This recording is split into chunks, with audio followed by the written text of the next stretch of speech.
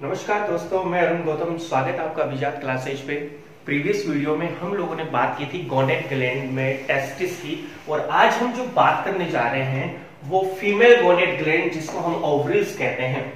तो जब हम लोगों ने फीमेल रिप्रोडक्टिव सिस्टम पढ़ा था तो हमने पढ़ा था कि फीमेल रिप्रोडक्टिव सिस्टम या मादा जनन तंत्र का जो मुख्य अंग है वो अंडाशय है, ठीक है। और हम ये कहेंगे कि ये जो अंडाशय है, ये अंडाशय अंतःस्रावी ग्रंथि का भी क्या करता है, कार्य करता है, क्योंकि अंडाशय के द्वारा क्या रिलीज होते हैं, हार्मोन रिलीज होते हैं। क्या रिलीज होते हैं? हार्मोन रिलीज होते हैं। कब होते हैं ये हार्मोन रिलीज? जब कोई लड़की 12 या 13 वर्ष की उम्र में आ जाती है, तब से इनमें ये हार्मोन क्या होते हैं, स्रावित होते हैं। तो हम बात करें कि अंडाशय में कितने प्रकार के हार्मोन स्रावित होते हैं, तो सामान्यतः अंडाशय के द्वारा 2 प्रकार के हार्मोन स्रावित होते हैं। और प्रसव की क्रिया के समय, यानी यदि कोई औरत गर्भवती हो जाए, उसके बाद में जब उसमें प्रसव हो तो उस समय उसमें एक रिलैक्सिंग हार्मोन और स्रावित होते हैं। तो हम कह सकते हैं कि 3 प्रकार के हार्मोन स्रावित होते हैं। नंबर 1 पर तो कौन सा हार्मोन आता है? एस्ट्रोजन। नंबर 2 पर कौन सा हार्मोन आता है? प्रोजेस्टेरोन। और नंबर 3 पर जो मैंने आप लोगों को बताया है, उस हार्मोन का नाम है रिलैक्सिन। क्या नाम है? रिलैक्सिन। अब हम आज थोड़ा सा इनके बारे में डिटेल में बात करेंगे कि एस्ट्रोजन कहां से रिलीज होता है, प्रोजेस्टेरोन कहां से रिलीज होता है और रिलैक्सिन कहां से स्रावित होता है, इनके फंक्शन क्या हैं। तो ये याद रखना कि अंडाशय भी एक जनन ग्रंथि है और अंडाशय के द्वारा हार्मोन स्रावित होता है, ठीक है, क्लियर। अब हम बात करते हैं सबसे पहले एस्ट्रोजन हार्मोन के बारे में। कौन से हार्मोन के बारे में? एस्ट्रोजन हार्मोन के बारे में। अंडाशय के द्वारा ही स्रावित होता है। तो नंबर 1 एस्ट्रोजन हार्मोन। कौन सा हार्मोन? एस्ट्रोजन। पहली बात तो ये कि एस्ट्रोजन कहां से स्रावित होता है। तो जब हम लोगों ने oogenesis की प्रक्रिया पढ़ी थी, अंडे जनन की प्रक्रिया पढ़ी थी, तो आप लोगों को मैंने कोशिका बताई थी, पुट्टक कोशिका या फोलिकल सेल। तो याद रखना कि एस्ट्रोजन जो है वो अंडाशय की पुट्टक कोशिकाओं के द्वारा स्रावित होता है। कौन सी कोशिकाओं के द्वारा? पुट्टक कोशिकाओं के द्वारा क्या होता है? स्रावित होता है। याद रखना, पुट्टक कोशिकाओं के द्वारा क्या होता है? स्रावित होता है, क्लियर। फिर उसके बाद में हम लोग बात करते हैं कि ये हार्मोन जो रिलीज होता है, एस्ट्रोजन हार्मोन जो रिलीज होता है, इसको नियंत्रित कौन करता है? तो इसको नियंत्रित करने का काम करता है FSH, फोलिकल स्टिमुलेटिंग हार्मोन। पूरा नाम है इसका पुट्टिका प्रेरक हार्मोन। पुट्टिका प्रेरक हार्मोन, नाम याद रखना।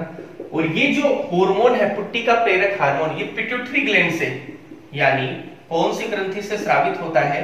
पीयूष ग्रंथि से। याद रखना, पीयूष ग्रंथि के द्वारा 2 प्रकार के हार्मोन ये हैं, LH और FSH, जिनको हम गोनेट हार्मोन बोलते हैं या जनन ग्रंथि से रिलेटेड हार्मोन बोलते हैं। तो ये FSH जो है वो कौन से हार्मोन के रिलीज के लिए जिम्मेदार है? एस्ट्रोजन हार्मोन के रिलीज के लिए क्या है? जिम्मेदार है, क्लियर। अब हम बात करते हैं कि एस्ट्रोजन की भूमिका क्या है महिला के शरीर में। तो पहले नंबर पे तो अपन ये कह सकते हैं कि ये रज चक्र और मध्य चक्र को नियंत्रित करते हैं। किसको नियंत्रित करते हैं? रज चक्र और मध्य चक्र को, क्लियर। दूसरे नंबर पे अंड जनन की प्रक्रिया के लिए या अंड जनन को नियंत्रित करने के लिए आवश्यक है 2 फंक्शन हो गए।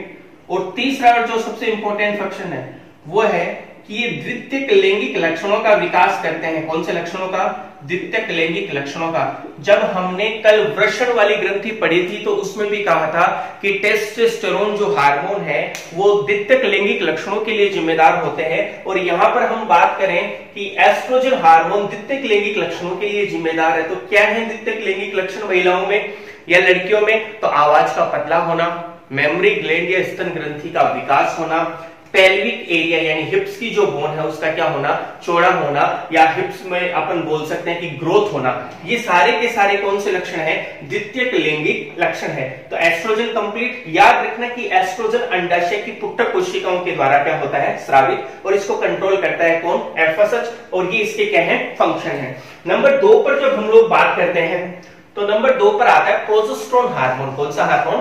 Progesterone hormone.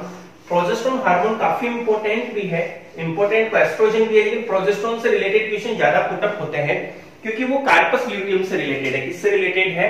कार्पस ल्यूटियम से। तो नंबर 2 पर बात करते हैं हम लोग प्रोजेस्टेरोन हार्मोन की। कौन सा हार्मोन की?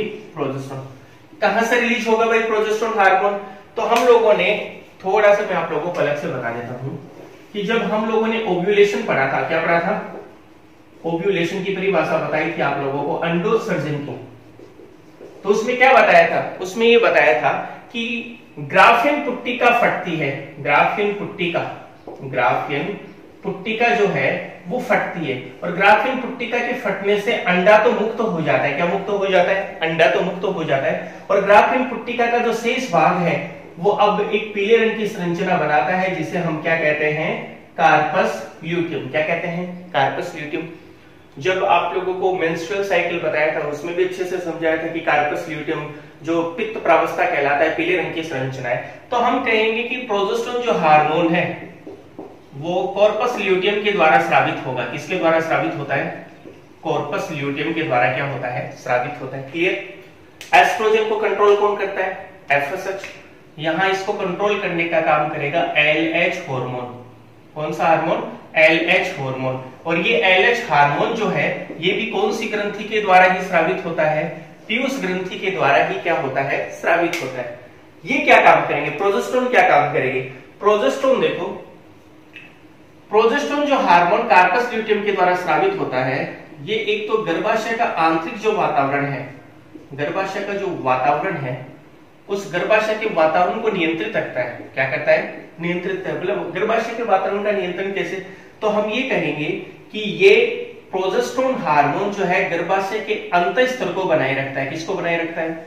अंतःस्तर को। कौन सी लेयर थी वो? Endometrium layer. कौन सी लेयर थी? एंडोमेट्रियम। अब अंतःस्तर को बनाए रखेगा तो भ्रूणीय अवस्था बनी रहेगी, और यदि ये प्रोजेस्टेरोन का सिक्रेशन यदि कम हो जाए तो क्या होगा? एंडोमेट्रियम टूट जाएगी और भ्रूणीय अवस्था नहीं रहेगी, यानी जो महिला गर्भवती थी वो गर्भवती नहीं रहेगी। क्लियर?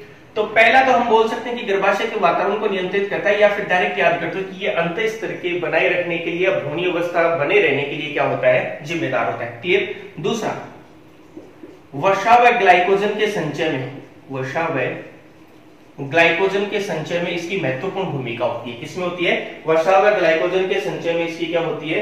महत्वपूर्ण भूमिका होती है। और एक याद और लिख लेना कि दुग्ध ग्रंथि के विकास में, दुग्ध ग्रंथि के विकास में। ठीक है? 3 फंक्शन बहुत है, इतना याद रखना है कि प्रोजेस्टेरोन कार्पस ल्यूटियम के द्वारा स्रावित होता है। एक नंबर के क्वेश्चन पूछे जाएंगे इनमें ना, काम क्या करता है, या फिर प्रोजेस्टेरोन को नियंत्रित कौन सा पीयूष हार्मोन करता है? तो याद रखना कौन सा हार्मोन करता है? एलएच हार्मोन करता है। अब तीसरे नंबर पे जो टॉपिक आता है, या तीसरे नंबर पे सॉरी जो हार्मोन आएगा वो हार्मोन है आप लोगों का रिलैक्सिन हार्मोन। कौन सा हार्मोन है? Relaxin hormone. क्या है रिलैक्सिन हार्मोन, और रिलैक्सिन हार्मोन की भूमिका क्या है वो हम बात करते हैं कि रिलैक्सिन हार्मोन क्या है। नाम से ही पता चल रहा है जो आराम देता हो। क्या देता हो? आराम देता हो। तो इसमें एकदम इजी सा है, वो तुम लोग याद रख लेना कि ये जो रिलैक्सिन हार्मोन है, ये रिलैक्सिन जो हार्मोन है ये केवल और केवल किसके समय स्रावित होता है? प्रसव के समय। प्रसव के समय ही ये क्या होता है? स्रावित होता है। क्या कार्य करता है? प्यूबिक सिम्फाइसिस में, किसमें? प्यूबिक सिम्फाइसिस में जोड़ आता है भाई, प्यूबिक सिम्फाइसिस। जब अपन एनाटॉमी पढ़ेंगे ना पूरी, तब मैं बताऊंगा कि प्यूबिक सिम्फाइसिस क्या है। तो ये प्यूबिक सिम्फाइसिस में क्या करता है? प्यूबिक सिम्फाइसिस को ये शिथिल कर देता है। क्या कर देता है? शिथिल। अब जब प्यूबिक पाइसिस शिथिल हो जाएगी तो प्रसव की क्रिया क्या हो जाएगी? आसानी से हो जाएगी, यानी पेनफुल जो होती है वो नहीं होगी, थोड़ा पेन में रिलीफ मिलेगा, दर्द में थोड़ी राहत मिलेगी, आसानी से कौन सी क्रिया होगी? प्रसव की क्रिया। तो क्वेश्चन को थोड़ा सा घुमा के पूछा हुआ है पहले एनसीईआरटी ने। उन्होंने क्या कहा था कि गर्भावस्था के उत्तरार्ध में, गर्भावस्था के उत्तरार्ध में कौन सा हार्मोन स्रावित होता है अंडाशय के द्वारा? तो याद रखना अंडाशय के द्वारा उस समय कौन सा हार्मोन स्रावित होता है? रिलैक्सिन। और ये रिलैक्सिन हार्मोन करता क्या है? ये रिलैक्सिन हार्मोन प्रसव में सहायता करता है। या डायरेक्ट क्वेश्चन आ जाता है कि प्रसव में सहायता करने वाला एंजाइम कौन सा है? तो कौन सा एंजाइम है? रिलैक्सिन। क्या काम करता है? प्यूबिक सिम्फाइसिस को शिथिल करता है, प्रसव की क्रिया क्या हो जाती है? आसानी से हो जाती है। अब एक बात याद रखना, तीनों हार्मोनों के बारे में बात होगी, लेकिन एक हार्मोन जो सबसे इंपॉर्टेंट था एस्ट्रोजन, वो उसके बारे में सुन लो कि यदि एस्ट्रोजन का स्रावण अतिस्राव हो जाए महिला में, क्या हो जाए? अतिस्राव हो जाए, तो एक तो मासिक चक्र अनियमित हो जाएगा, यानी माहवारी, मासिक चक्र क्या हो जाएगी? अनियमित हो जाएगी। और यदि लगातार ऐसी स्थिति बनी रहे तो महिला को गर्भाशय का क्या हो सकता है, कैंसर भी हो सकता है। क्या हो सकता है, गर्भाशय का कैंसर भी हो सकता है। तो आज हम लोगों ने गोनेट ग्लैंड के सेकंड पार्ट ओवरी के बारे में बात की कि अंडाशय भी एक अंतःस्रावी ग्रंथि का कार्य करता है। अंडाशय के द्वारा 3 हार्मोन रिलीज होते हैं, हम लोगों ने तीनों के बारे में बात की है। इनसे जो क्वेश्चन आते हैं वो 1-1 नंबर के ही आते हैं। जो भी था इंपॉर्टेंट वो मैंने आप लोगों को बता दिया। वीडियो अच्छा लगे आप लोगों को तो शेयर करें, अधिक से अधिक चैनल को सब्सक्राइब करने के लिए अपने साथियों को बोलें। Thank you so much. आगे फिर मिलते हैं एक नई वीडियो के साथ।